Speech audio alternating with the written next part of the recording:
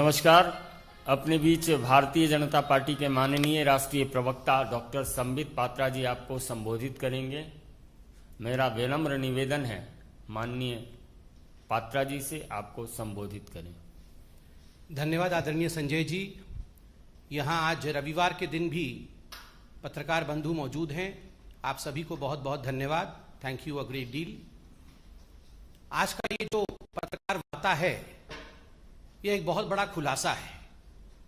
ये दिखाता है कि किस प्रकार हिंदुस्तान के अंदर एक सरगना है, हिंदुस्तान के अंदर एक ऐसा गैंग है जो कहीं ना कहीं भारतवर्ष को ही नीचा दिखाना चाहता है। भारतवर्ष द्वारा स्थापित किए हुए कीर्तिमानों को ये नीचा दिखाने की कोशिश कर रहा है। और ये सरगना जो है, ये केवल भारतवर्ष में है ऐसा नहीं है। It is an international conspiracy, एक अंतर्राष्ट्रीय साजिश है।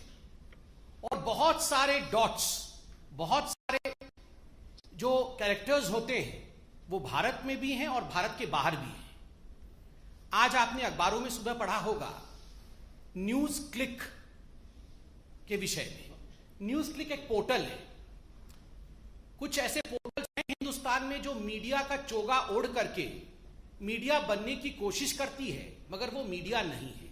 तो न्यूज क्लिक भी ठीक उसी प्रकार का एक पोर्टल है जो मीडिया हाउस नहीं है, मगर कहीं ना कहीं अपने आप को मीडिया के रूप में दिखाने का प्रयत्न करती है, भरसक प्रयास करती है। और आपने इस खबर में पढ़ा होगा किस प्रकार से करोड़ों रुपए, मैं उसका तथ्य आगे रखूंगा, भूमिका में पहले पूरे विषय को संजोता हूं फिर तथ्य रखूंगा।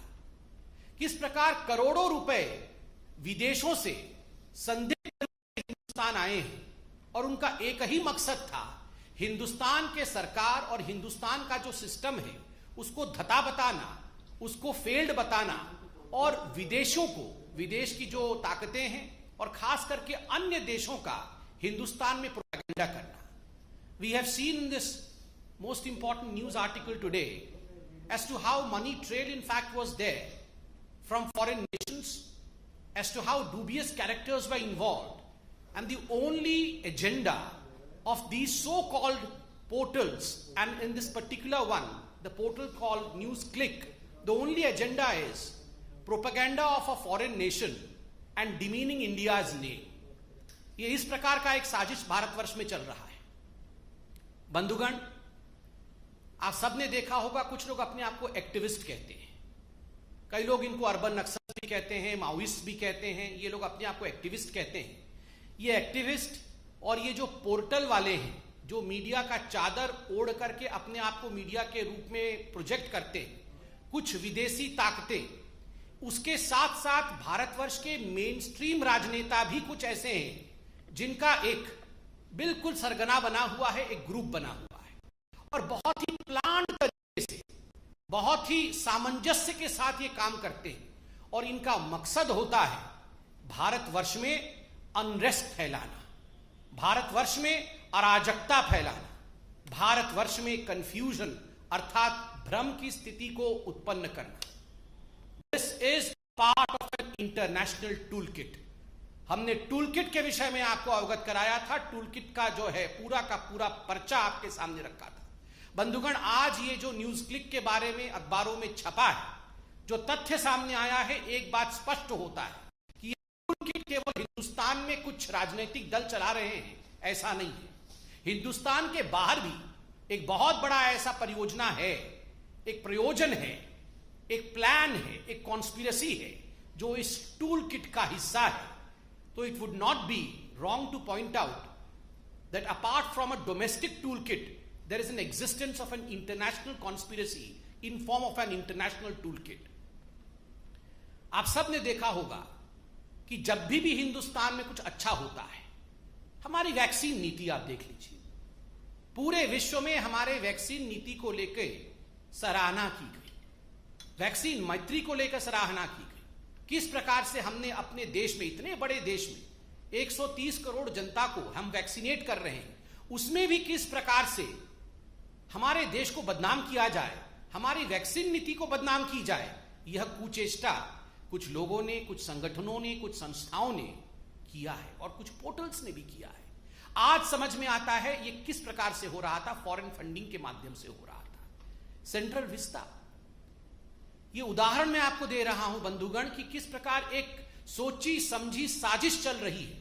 सेंट्रल विस्टा, जिसको लेकर सुप्रीम कोर्ट, हाई कोर्ट, हमारे माननीय कोर्ट ने कहा कि हमें किसी प्रकार की आपत्ति नहीं है, ये बहुत अच्छे प्रोजेक्ट्स हैं, इनको आगे बढ़ने चाहिए। मगर उसके बावजूद जिस प्रकार से कुछ लोगों ने जिद पकड़ करके in a stubborn manner they went ahead with their agenda of demeaning the Central Vista project, friends, today we realize it was only because of the fact that foreign funding and foreign conspiracy was playing. Farmer agitation, बंधुगण, प्रधानमंत्री नरेंद्र मोदी और हमारी सरकार farmers को अन्नदाता मानती है और अन्नदाताओं के साथ किसी प्रकार का अन्याय ना हो, इसलिए हम आगे बढ़ते हैं। किंतु इस पवित्र रिश्ते को किस प्रकार से इसमें दरार डाला जाए, इसमें भी साजिश की गई। और आज ये जो न्यूज क्लिक वाला इशू हुआ है, जिसके विषय में अभी मैं संक्षेप में बताऊंगा, ये बात स्पष्ट होता है कि बहुत बड़ी बड़ी ताकतें हिंदुस्तान को कमजोर करने के लिए लगी हुई हैं। यहां कंफ्यूजन, भ्रम और अनरेस्ट अर्थात अराजकता कैसे फैले, इसकी कोशिश हो रही है। जब से प्रधानमंत्री नरेंद्र मोदी हिंदुस्तान के प्रधानमंत्री बने, कहीं ना कहीं हिंदुस्तान में तो ऐसा नेता हैं ही जिनके आंखों में वो खटक रहे हैं, विदेशी ताकतें भी ऐसी हैं जिनकी आंखों में वो खटक रहे हैं। तो एक बहुत बड़े रूप में किस प्रकार से भारतवर्ष के नाम को नीचा किया जाए, किस प्रकार से प्रधानमंत्री नरेंद्र मोदी जी की चेष्टाओं को, जो वो सुचेष्टा कर रहे हैं भारतवर्ष को आगे बढ़ाने के लिए, उसको कैसे कम करके दिखाया जाए, यह सब कोशिश की जा रही है। किंतु मैं आप कह सकता हूं कि जनता जनार्दन है, वो मोदी जी पर विश्वास करती है। आज जो न्यूज क्लिक का पूरा विषय आया है, मैं संक्षेप में आपके सामने कुछ चौंकाने वाले तथ्य रखने वाला। बंधुगण, यूं तो कहते हैं कि न्यूज क्लिक एक साधारण पोर्टल है। देखिए, इस पोर्टल का नाम पीपीके के नाम से, PPK NewsClick Studio Private Limited के नाम से है। इसमें किस प्रकार से बाहरी ताकतें फंड भेज रही थी भारतवर्ष में, और किस प्रकार से इन फंड्स को लेकर ये फंड कहां जा रहे थे, किन लोगों को ये फंड दिया जा रहा था, मैं इसका खुलासा अभी करने वाला। ये जो पीपीके कंपनी थी जिसके अंतर्गत न्यूज क्लिक आती है, इन्होंने एफडीआई, फॉरेन डायरेक्ट इन्वेस्टमेंट, विदेशी निवेश को एक्सेप्ट किया, लगभग 10 करोड़ के आसपास, 9.59 करोड़ का। दो मुख्य कंपनियों ने पैसा दिया, जिसका नाम है world wide media holdings LLC, और दूसरा है यूएसए का डेलावेयर, जिसका नाम है WWM। इन दोनों ने इसमें मेजर रूप में पैसा इन्फ्यूज किया एफडीआई के रूप में। और ये जो WWM है, इसमें 3 लोग मुख्यतः सम्मिलित थे, वो विदेश के थे, जैसन पेट्शर, नेविली रॉय सिंघम, जो कि श्रीलंका के और उसके बाद अभी अमेरिका में है, और एक तीसरा व्यक्ति है जो एक विदेशी ताकत है और किसी विदेशी देश के फंड को पूरी तरह से हवाला के माध्यम से डाइवर्ट करके किस प्रकार से इसका यूटिलाइजेशन भारतवर्ष में किया जा सके, डूबियस रूट से उन्होंने WWM ने पीपीके अर्थात न्यूज क्लिक को भेजा।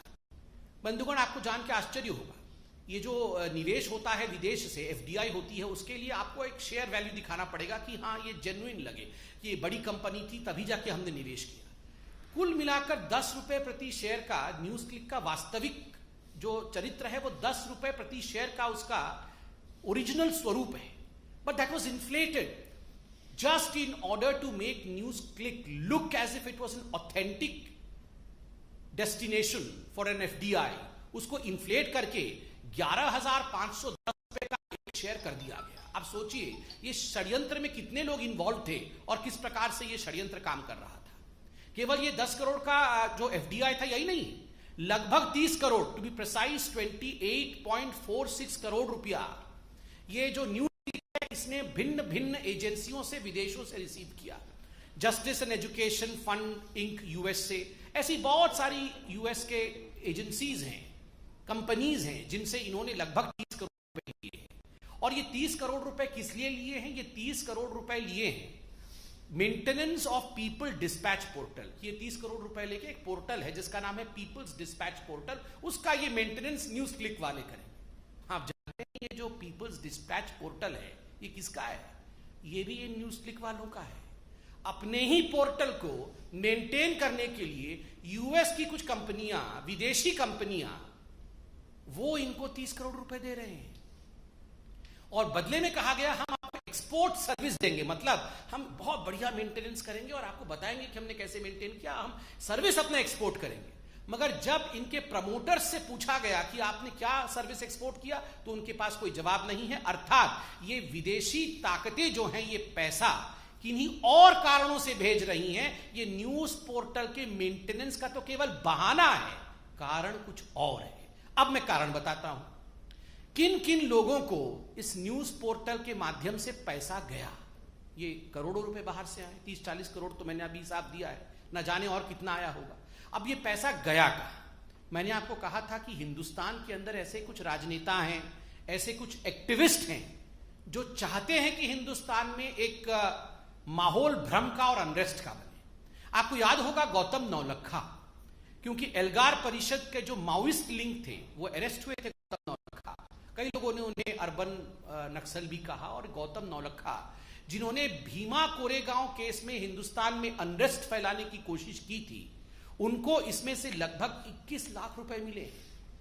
ये तो एक रिकॉर्ड हमारे पास है, आज अखबारों में भी छपा है। न जाने कितने सोर्सेज से ऐसे कितने रुपए इस प्रकार के एक्टिविस्ट्स को मिलते होंगे, यह चौंकाने वाला है। 21 लाख रुपए गौतम नौलखा को मिले। दूसरा, इसमें से लगभग 52 लाख रुपए बप्पादित्य सिन्हा। बप्पादित्य सिन्हा कौन है? बप्पा आदित्य सिन्हा है, ये एक बहुत प्रमुख व्यक्ति हैं, शेयर होल्डर भी हैं न्यूज क्लिक के, पीपीके के। मगर अगर राजनीतिक रूप से देखा जाए तो Sinha ji communist party of India के आईटी सेल के एक प्रमुख सदस्य हैं। कम्युनिस्ट पार्टी के आईटी सेल के एक प्रमुख सदस्य हैं मिस्टर सिन्हा, और उनको 52 लाख रुपए दिए गए थे पीपीके कंपनी द्वारा। खुद वो शेयर होल्डर भी है।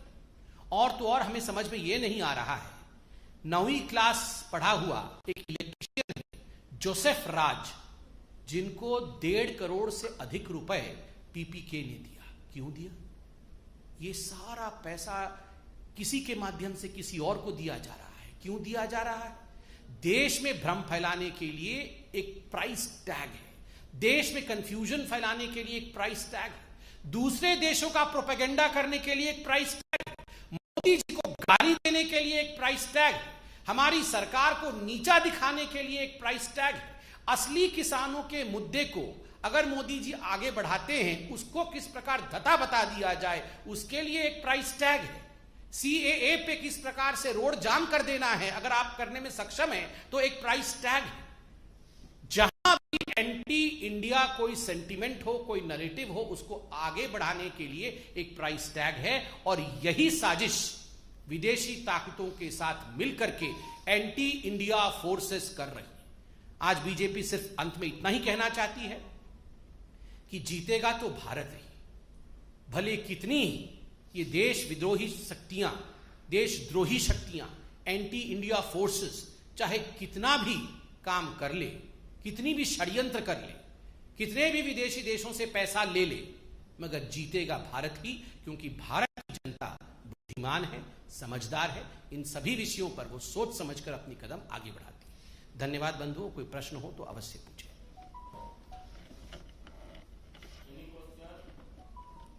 ठीक है।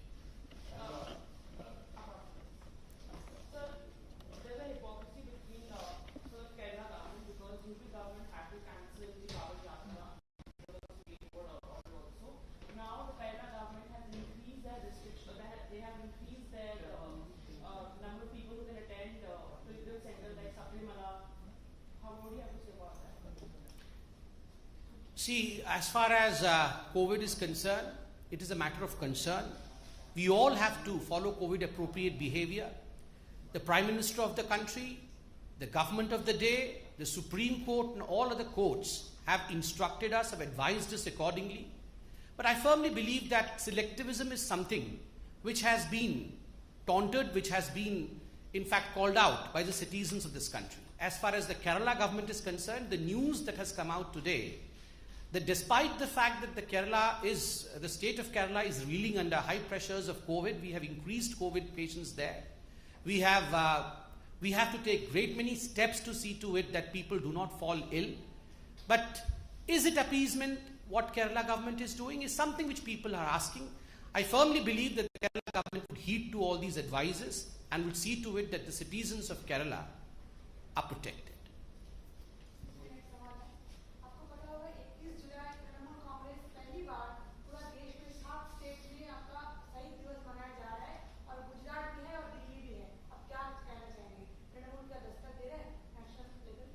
मैडम फिर से क्या दिवस दस्तक दे रहा है नेशनल लेवल पे? अच्छा नहीं, स्टेट से बाहर शहीद दिवस मना रहा है, अच्छी बात है। वो एक डेमोक्रेटिक कंट्री है हमारी, कोई भी शहादत को अपनी आंखों को नम कर सकता है शहादत में। मगर जो हमारे कार्यकर्ता शहीद हुए हैं बंगाल में, जिस प्रकार से हजारों लोग बेघर हो गए, जिस प्रकार से हमारे पार्टी के माताओं और बहनों के साथ जो ट्रीटमेंट हुआ है, न जाने कितने लोगों को मार दिया गया है, महिलाओं का बलात्कार हुआ।